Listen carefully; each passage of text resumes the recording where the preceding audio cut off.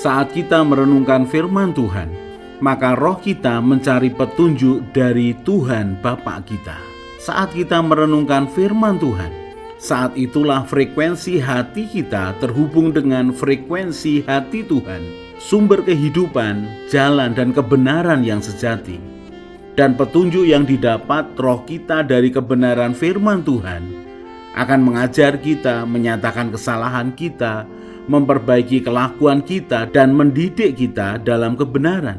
Maka ketika kita melakukan kebenaran Tuhan, hidup kita akan menjadi terang dan garam bagi siapapun di sekeliling kita. Kalau setiap hari kita belajar firman Tuhan, maka hidup kita ini dijagai untuk selalu berada dalam kehendak Tuhan.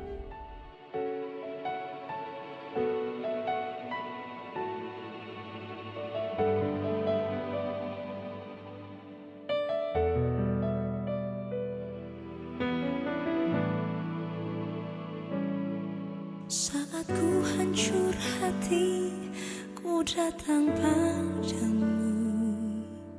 Kau beri kekuatan dan beri penghiburan. Saat tak seorang pun dapat ku andalkan, Kau yang memberi jalan, Kau yang menuntunku. Saat ku tak mengerti dalam hidup ini, namun firman-Mu selalu menerangiku. Engkau yang buatku kuat lewati semua.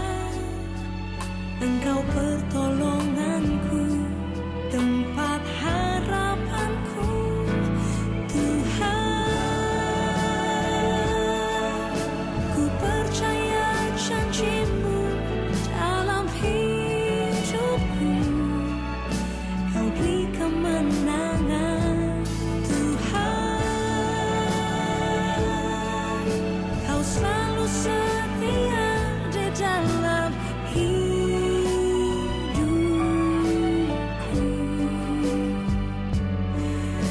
Berharga bagiku, Kaulah jaminanku dalam hidupku.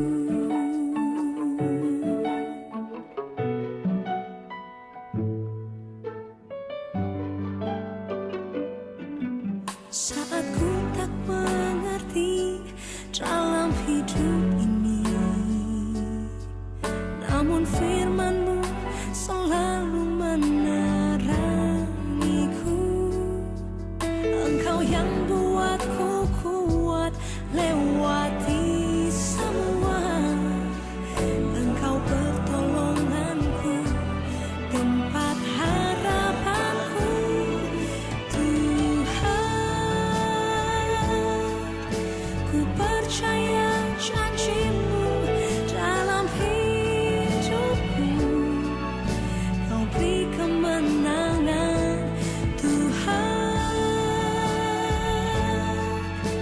Selalu setia di dalam hidupku. Kau berharga bagiku, Kaulah jaminanku dalam hidupku.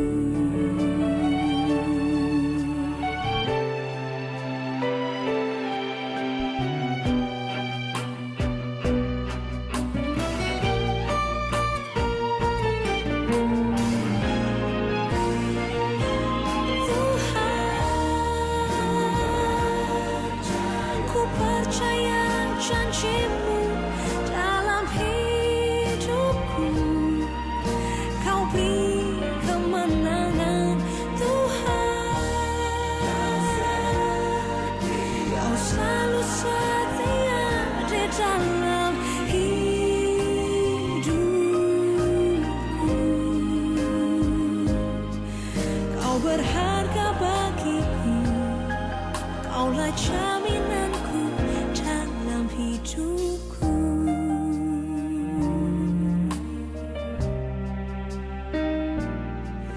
Kau berharga bagiku, Kaulah jaminanku hidupku.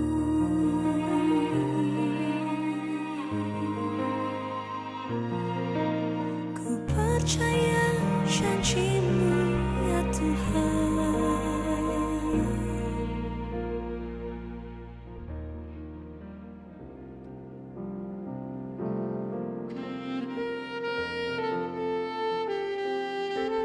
Markus 4 ayat 21-22. Lalu Yesus berkata kepada mereka, orang membawa pelita bukan supaya ditempatkan di bawah gantang atau di bawah tempat tidur, melainkan supaya ditaruh di atas kaki dia. Sebab tidak ada sesuatu yang tersembunyi yang tidak akan dinyatakan, dan tidak ada sesuatu yang rahasia yang tidak akan tersingkap.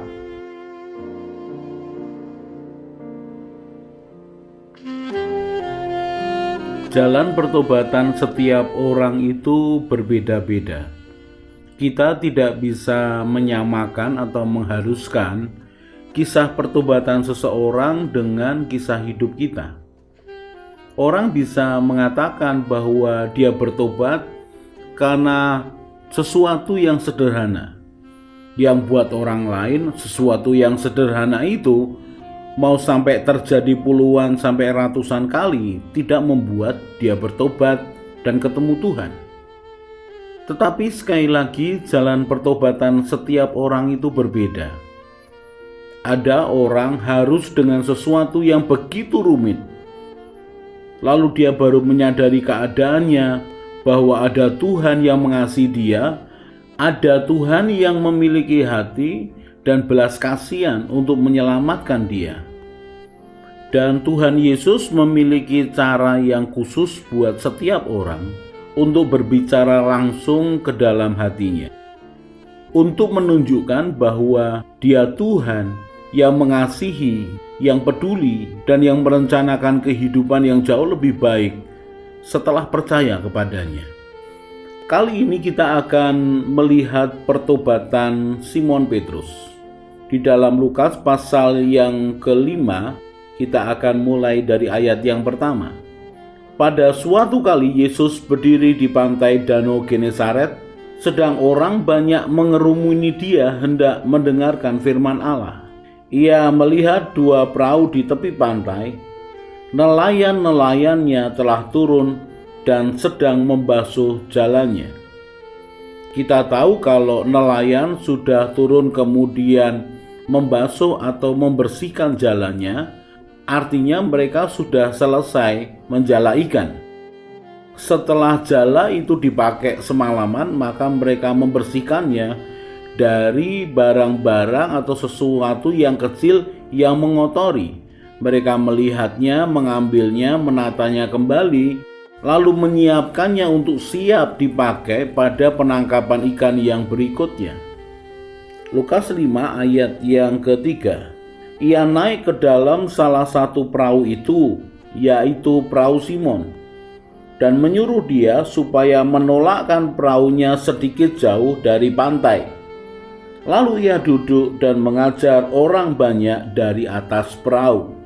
Setelah selesai berbicara, ia berkata kepada Simon, "Bertolaklah ke tempat yang dalam dan tebarkanlah jalamu untuk menangkap ikan." Simon menjawab, "Guru, telah sepanjang malam kami bekerja keras dan kami tidak menangkap apa-apa. Tetapi karena Engkau menyuruhnya, aku akan menebarkan jala juga." Dan setelah mereka melakukannya, mereka menangkap sejumlah besar ikan sehingga jala mereka mulai koyak. Lalu mereka memberi isyarat kepada teman-temannya di perahu yang lain supaya mereka datang membantunya, dan mereka itu datang. Lalu mereka bersama-sama mengisi kedua perahu itu dengan ikan hingga hampir tenggelam. Dari peristiwa ini sampai dengan ayat yang ke-7, kita tahu bahwa ada keajaiban yang terjadi. Simon seorang nelayan, dia tahu persis tentang menangkap ikan. Dan dia bertemu dengan Tuhan Yesus yang kala itu dikenalnya sebagai seorang guru atau rabi.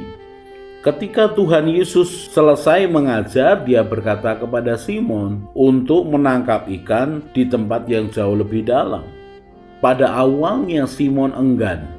Kenapa? Karena aku ini seorang nelayan dan aku sudah mencoba menangkapnya semalaman, kerja keras dan tidak mendapatkan apa-apa.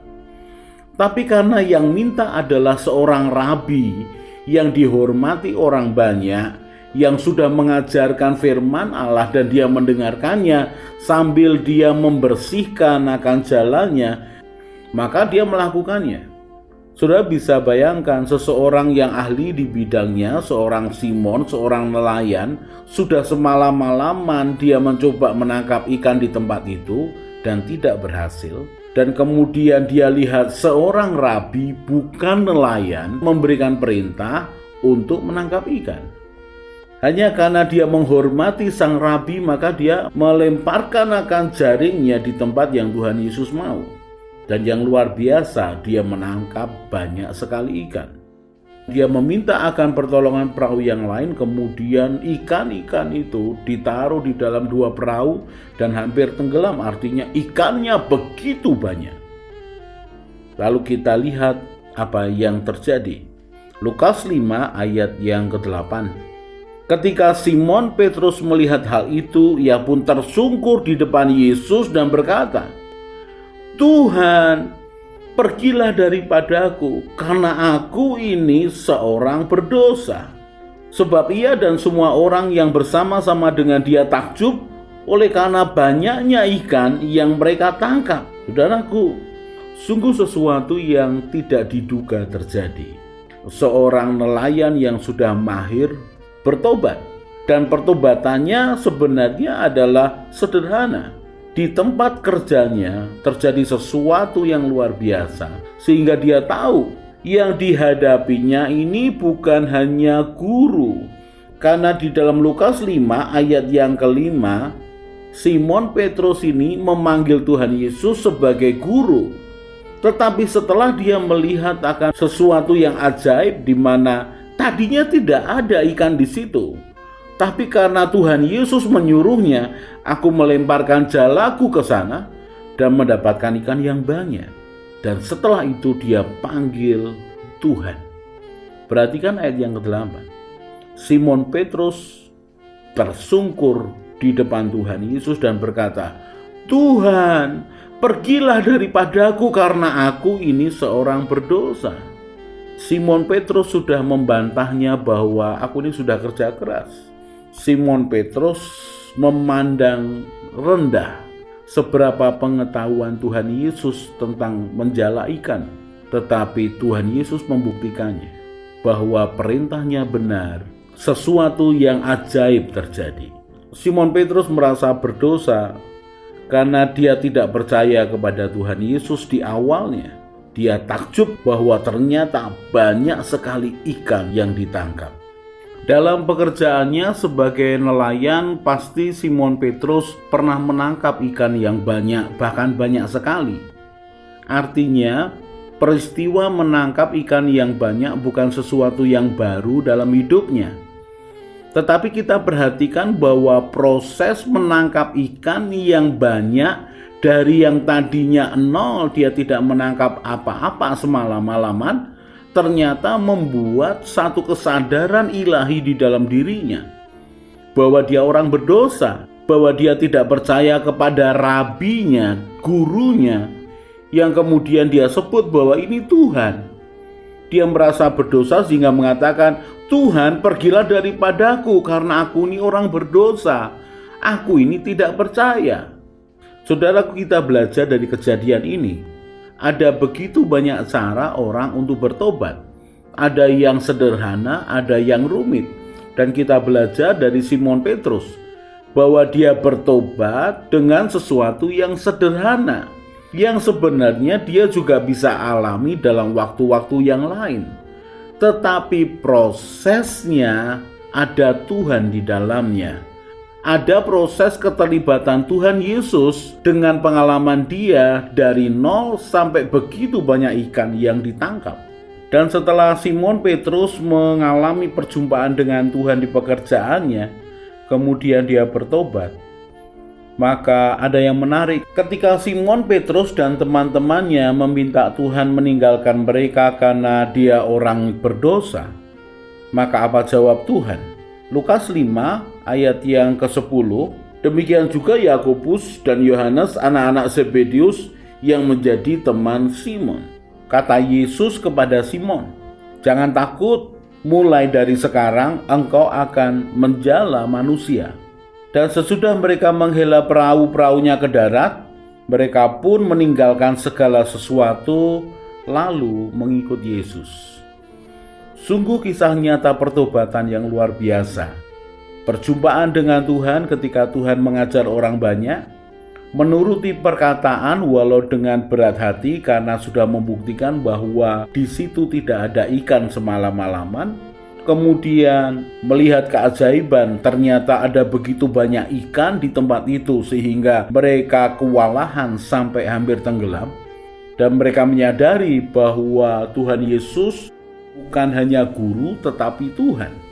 Dan kemudian ketika mereka meminta Tuhan Yesus meninggalkan mereka, justru Tuhan Yesus menawarkan mereka untuk menjadi murid-Nya. Dan sesuatu yang indah terjadi. Mereka pun meninggalkan segala sesuatu lalu mengikut Yesus. Saudaraku, mari melihat ini salah satu kisah pertobatan yang indah. Mari hargai akan campur tangan Tuhan di dalam pekerjaan kita. Siapa tahu ada sesuatu yang sederhana, tetapi ketika Tuhan Yesus turut campur di dalamnya menjadi sesuatu yang luar biasa, yang akan membawa kita pada pengalaman siapakah Tuhan itu. Dan kemudian ada dorongan hati untuk ikut melayani Tuhan.